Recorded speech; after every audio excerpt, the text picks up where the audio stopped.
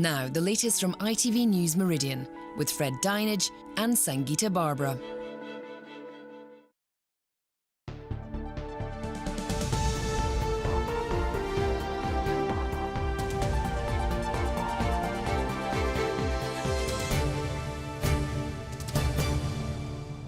Good evening, welcome to ITV News Meridian. Tonight's headlines in the south. The harrowing final moments of a great-grandfather. A murder trial hears how the man who stabbed him 39 times told police he felt threatened and afraid. Fire on the tracks, chaos for the South commuters as a major fire brings trains to a halt. We have the latest. Taking SATs onto the streets. Can adults answer the questions 11-year-olds will sit next week? I'm gonna have to pass, I don't know.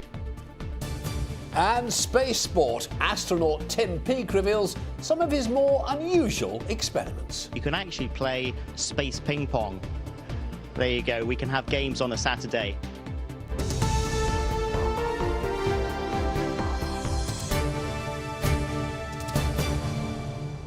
Good evening. The widow of a retired solicitor walked out of court today as the man accused of murdering him recalled the stabbing. 79-year-old Donald Locke was knifed 39 times and died by the side of the A24 near Worthing last July, moments after a minor road collision. In a police video, 35-year-old Matthew Daly said he felt threatened by the pensioner and used his knife in self-defence. He denies murder but admits the attack, claiming diminished responsibility. From Lewis Crown Court, John Ryle has our report. Today, the final day of the prosecution case began with the jury being shown video recordings of Matthew Daly's police interviews. Talking hesitantly and using hand movements to describe events, he tells how 79-year-old Mr. Locke drove up behind him in what he saw as an aggressive manner on the A25 at Findon near Worthing in July last year. Daly braked sharply and Mr. Locke's car ran into the back of his at low speed, causing minor damage. He tells police he saw Mr. Locke shouting and screaming at the wheel. As Mr. Locke approached him, he says he felt threatened and reached for a sheath knife he had in the car.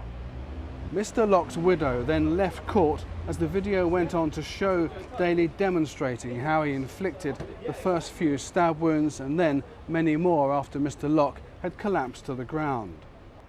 He's asked if he's upset by what happened. He replies, "I'm not happy that a man has died, not happy that the final minute of his life was in so much pain. I don't really want to be reminded of it." The prosecution case ended today with the written evidence of a consultant forensic psychiatrist who assessed Daly. He concluded that while he suffered from autism and had had a diagnosis of psychosis, he was not acutely mentally ill and was fit to be questioned and charged.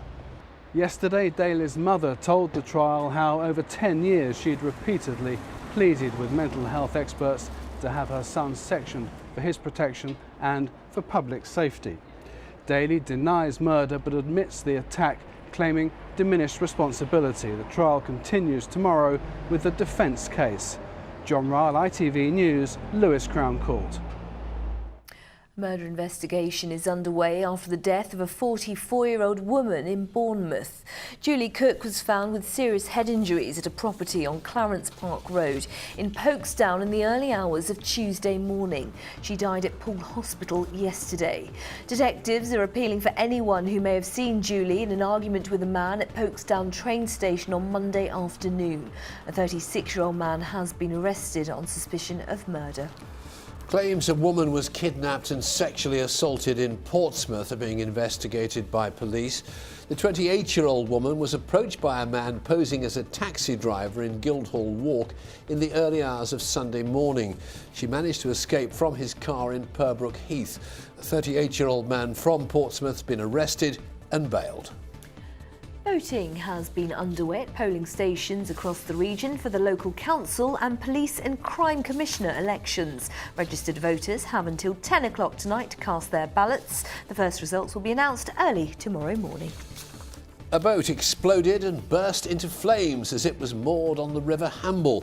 The yacht started to drift towards other boats, but lifeboat crews on an exercise nearby alerted emergency services. No one was on board at the time. A family from Church Crookham have returned home after it was destroyed by fire last summer. Yes, the Carsons lost everything in the blaze apart from a few precious photos, but have moved back in this week in a mostly new building. Divya Kohli has been to see them. The smell of fresh paint replaces the stench of smoke. A pretty much brand new home for Fran Carson and her family after 10 months away. Her youngest son alerted emergency services back in June last year. He managed to get out of the property because of the family's smoke alarms. I stopped the car, came around, and the bedroom window upstairs, the curtains were flapping, the room was ablaze, smoke pouring from everywhere, and I could remember the sound of the glass just cracking. Just came onto the drive, and then the front door exploded at that point. Every room has been rebuilt and redecorated. The hallway a much more open space after the fire started in the original understairs cupboard. Sparks from a wire within the consumer unit caused initial flames. It's a case of mixed emotions for the family. Sadness and, overwhelming happiness as well. We try not to reflect back too much upon what we've lost and gone through. And that's the heartache. That's when you start thinking about photos that you've lost and memories my children had from school days and various different things. But just really happy to be back with neighbours and friends. Some photographs have been salvaged, mainly Fran and her husband's wedding album. And a few precious childhood moments, a little worse for wear. The family want to thank those in the community who helped them in their hour of need. But now, a fresh start. Divya Kohli, ITV News, Church Crookham. Apprentices who will help maintain one of the biggest and most powerful warships ever constructed for the Royal Navy have been showing off their skills. Yes, the young men and women are being trained at the Portsmouth Naval Base Skills Development Centre, which opened today officially after a £2.4 million investment. There for us, Kerry Swain. Cutting steel to patch rusty sections of ship. 21-year-old Joe has been an apprentice with BAE Systems for 3 years. Both of my old brothers have worked on a naval base before, and I decided that was the route to go down. I've always had a love for making things, so metalwork was something I really enjoyed. Virtual welding, minus the heat and noise, a safer way to master the skill. Sophie is 17. We're learning all range of skills. We're learning to do different arc welding and different fabrication techniques and different ways to use metal. My family's really proud of me and I couldn't be happier. 185 apprentices are training at Portsmouth Naval Base Skills Development Centre. Another 34 joining next year. Employed by BAE, who have the contract to repair, maintain and upgrade warships. Then all these are numbered, so I'll put the numbered one, this number 1 here. I'm doing mechanical and electrical, doing all the mathematics and everything behind that. And then next year, learning more skills and then going on to ship. This Victorian building saw ships deployed in the First World War. £2.4 million invested to prepare these young people to care for 21st century vessels.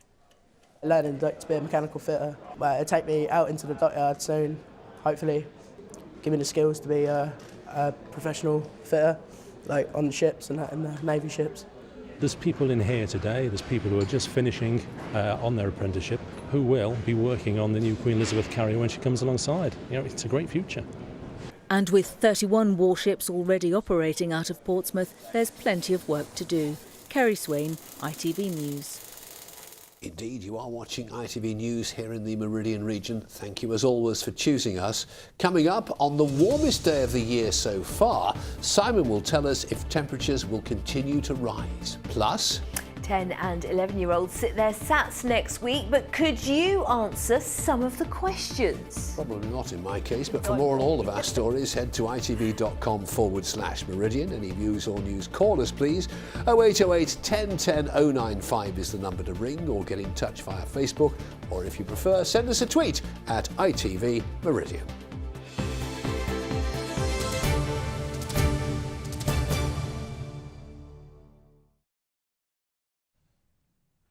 Over 500,000 rail commuters have experienced major delays across the network because of a fire near Waterloo. It actually broke out at Vauxhall at 3 a.m. this morning, but it's been causing disruption throughout the day to pretty much all services. Across the South and the Thames Valley, it's meant problems heading to and from the capital on the Windsor and Eton Riverside line, Portsmouth Harbour, Poole and Weymouth, Alton, Farnham, Basingstoke, Reading, Hazelmere and Guildford. Mike Pearce sends this from Basingstoke.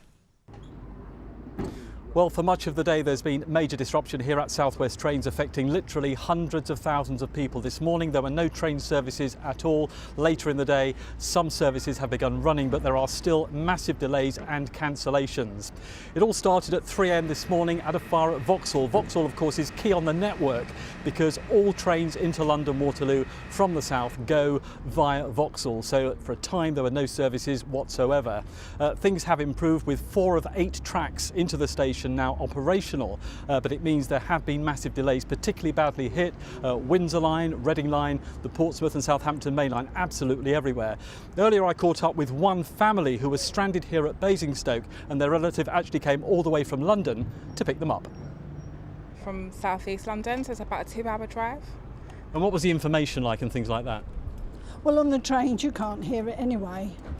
It's all muffled when it comes through. Well, tonight many of those delays continue, and in particular there is no service from Hazelmere and Windsor into London Waterloo. Many of the other lines remain with severe chaos. It's been a really difficult day for many, many people. So I came up from Brighton and Clapham Junction, the trains weren't running, and then mine was cancelled, and well, one came through and it's packed like sardines. Absolutely packed. But it is what it is. It looks absolutely awful at Vauxhall. There's all bits of charred wood and lots of firemen. So the big question is, how are things looking for tomorrow? Well, we don't know. We know for the rest of this evening there will still be disruption right to the end of service. Network Rail say its engineers will be working overnight at Vauxhall to do its best to get things back to normal for tomorrow. The best advice is check in the morning before you travel, but there is no guarantee services will be back to normal. Mike Pearce there, and more details of the delays to services can be found on our website. Well, it's nearly 13 minutes past 6. Time for a quick look at what's making the national news headlines now. Here's Mark Austin. New hope this evening in the doctors' dispute. Health Secretary Jeremy Hunt says he's willing to delay the introduction of controversial contracts if doctors agree to return to talks. A state of emergency in Canada as wildfires that force an evacuation of a city continue to spread.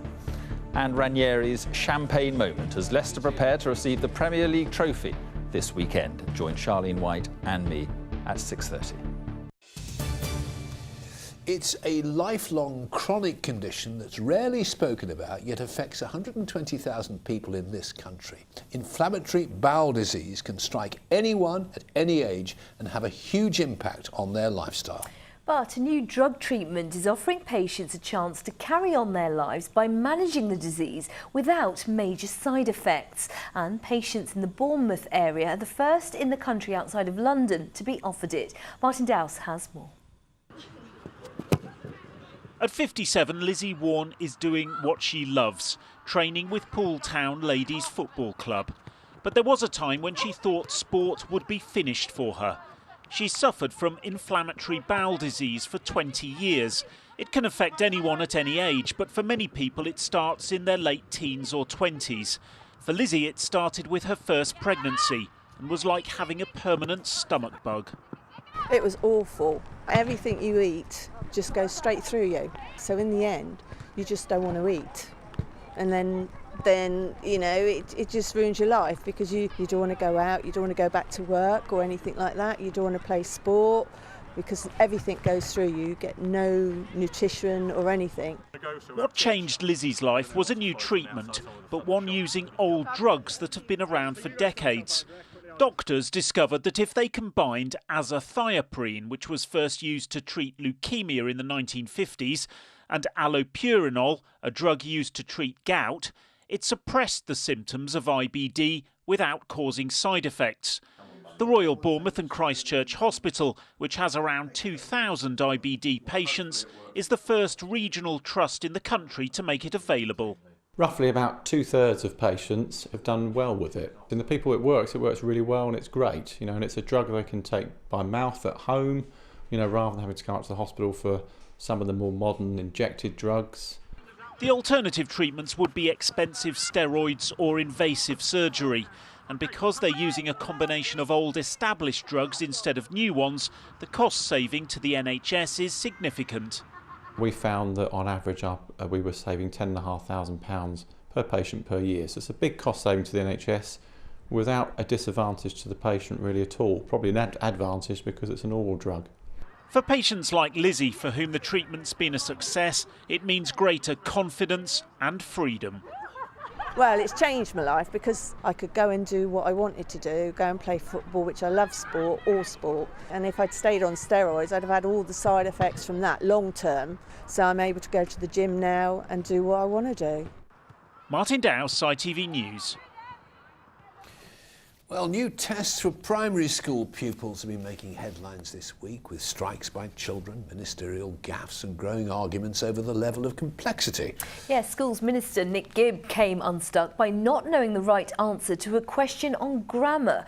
And the Brighton MP, Caroline Lucas, has been challenging the Prime Minister in the Commons too.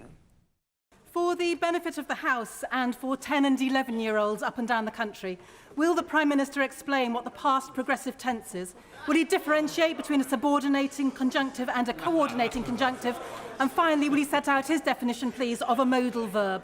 I have to say to the Honourable Lady, the whole point of these changes is to make sure our children are better educated than we are. So, just how hard are the national tests that will be taken by pupils in the final year of primary school next week? Here's one of the allegedly easier questions from an English paper. Yes, look at this. Is the word direct in this sentence a verb or an adjective? So this is the sentence. It is a direct flight to Spain. So is it a verb or an adjective? Well, Fred, it is an adjective because it's describing the flight, which many of you may have known. But our social affairs correspondent Christine Alsford has been out on the streets to ask adults some of the more controversial questions designed for 11-year-olds. Right, 11-year-olds. Maths we'll start with, okay? Okay. Can you answer that? 1/16. Don't know. 3/8. 3/8? He said 3/8. He's not right. 1/32. Correct, very good, well done. 20 minus 4 is 16, times 2 is 32. 32? No. Apparently it's 12. Okay. Oh, that's bid maths, isn't it? Yeah, 12. That's cheating. I'll have to have a word with my maths teacher if he's still alive. You do the multiplication of first. Course. But shouldn't there be brackets? Or some... Oh, the poor little poppets. This is a grammar question. What are the determiners in this sentence? 2 apple trees screened the open windows on one side. Okay. Well, the answer to that is I don't know even what that means. What the? I ain't done this in years. I'm in uni now. How's your knowledge of subordinating conjunctions and coordinating brilliant. conjunctions? Oh, absolutely superb. I haven't got a clue. So the first one's coordinating, and the last two are subordinating conjunctions. I don't know. Well, these words are ridiculous for children, sorry. They're ridiculous for me. Got no idea. What do you think about the fact that 11-year-olds are being asked these questions? I think it's awful. I think it's awful. Oh, well, Christine's with us now. Christine, that was a bit of fun, but, you know, if you're about to take these tests, I would not be happy. I'd be worried. No, it's really no serious. laughing matter. No, it's really serious for the pupils themselves. They put a lot of hard work in recent months, and there is a big debate about what we are testing them on and the value of that, particularly this complex grammar vocabulary. But already this week, of course, we've had the protests with many parents taking their children out of school for the day because they're concerned about the narrowing of the curriculum and the fact that play effectively has been removed, particularly for younger children. They're concerned about that. So what are parents saying at the school gates then, Chris? There is a variety of opinions. Some parents do think that tests are a preparation for secondary school and for life. But I think it's fair to say that there is growing unease. I've been talking to parents at one primary school in Sussex. I think they're much more harder than what they need to be, really, especially for the little ones. I don't think that they should be tested in Year 2 or Year 6. I think it's wrong. When I see their schoolwork and the punctuation and the grammar and the level of English they have to learn, I think it's very high standard. How much pressure do you think we're putting on our children? Too much. And Chris, what about the children themselves? Yeah, they have varied opinions too. We've been talking to two fantastic hard-working pupils called Alfie and Tilly. What do you think about all the tests that you have at school? I find them okay because I think that lots of people are going to get good educations. How worried are you about the tests? Quite worried. I want to pass them, basically. I'm sure you will. I'm sure you will. I don't think there's anything to worry about at all. Yeah, and the government is saying the tests, inevitably I suppose they're saying the tests are necessary. Yes, they say they're all about raising standards and allowing us as a country to compete on the international stage. Their position is that schools shouldn't be putting pressure on children. They're to call the schools to account, not the pupils. But of course, those tests will be going ahead next week, prepositions and all. The first ones are on Monday. As usual, Chris, you've passed our test. Thank you very much indeed. Thank you. Now, earlier this week, Fred was invited along with a select group of journalists to the Royal Institution in London for a special audience with Tim Peake. Yes, with just 6 weeks to go now on his mission, it was one of the last chances to interview the Sussex astronaut on board the International Space Station. Well, we showed you a few snippets of their chat on Tuesday, but here's the second part of Fred's interview with the man floating more than 200 miles above our heads. Welcome to the Royal Institution in London, where the world's greatest scientists have lectured for the past 200 years, many of them in this very room. So what better place then to look at some scientific equipment and talk more about the science side of Major Tim Peake's exploration in space?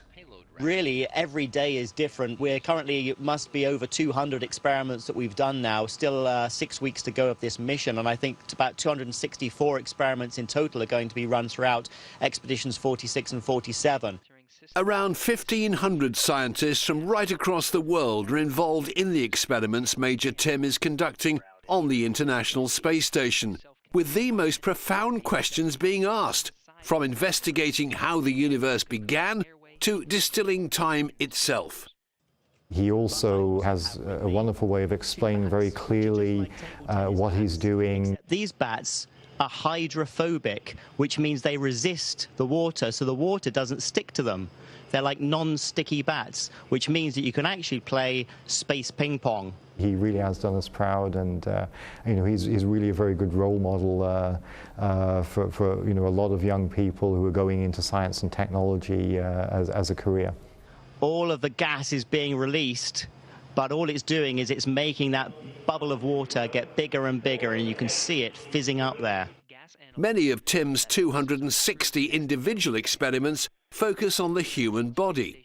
So, how's he coping with the physical demands of living in space?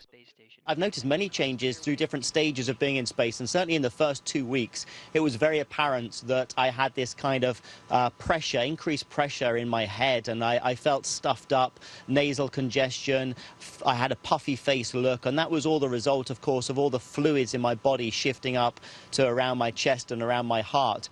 I've also noticed over the course of the mission my eyesight changing slightly, but what's happened over a period of a couple of months is my body has completely adapted to microgravity, which is remarkable how well the human body does adapt to a new environment. It's also a huge challenge, of course, because I now have 6 weeks to get myself back in shape for trying to return to planet Earth and to be able to function as normal as possible, as quickly as possible back on planet Earth. It's impossible to tell exactly how much the work done on board ISS will change all our lives in the future. But for the next 6 weeks or so, our very own astronaut from Sussex will continue his research in this giant laboratory silently circling planet Earth. Wow. Yeah, just 6 weeks ago. Time is flying.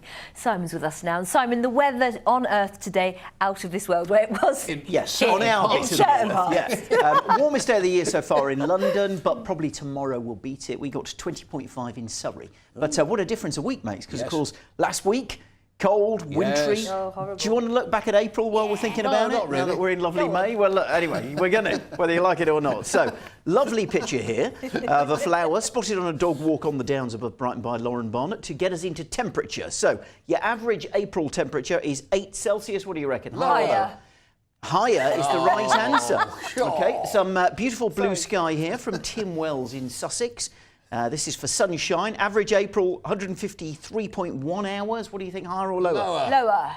Higher, actually, yeah, 15% more sunshine than normal, 176.1 hours. And finally, a damp bit of blossom from Ray in, where is he? He's in Basingstoke, for rainfall. Your average, 51.6 millimetres. What do you think? Gotta be higher. Gotta be higher, yeah. It was 5% wetter than normal, but warmer and sunnier. Who'd have thought it? Who'd have thought it? And here he is now with a weather forecast for the whole world, Simon Parkin.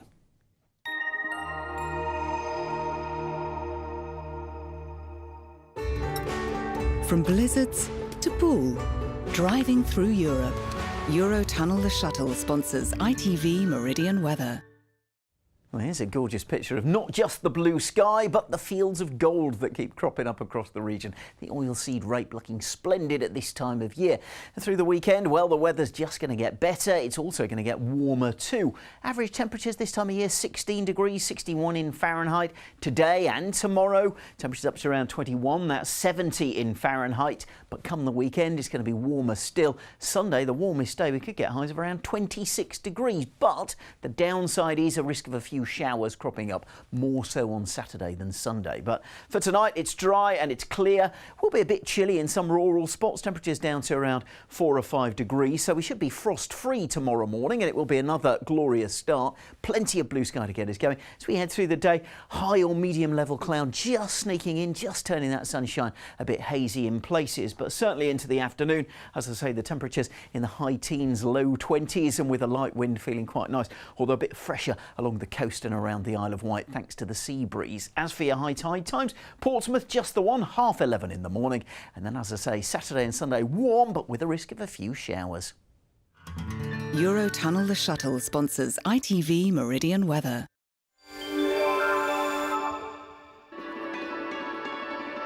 Keeping a close eye on summer. The Pollen Count, sponsored by Ilogy Eye Drops.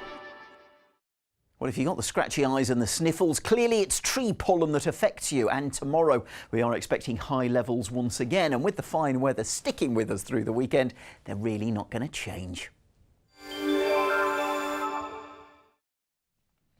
And in just a moment, we have the ITV Evening News with Mark Austin and Charlene White. Sangeeta's got our news well worth staying up for. But for now, from the team here at ITV Meridian, thank you very much indeed for watching. Take good care of yourselves and join us again as soon as you can.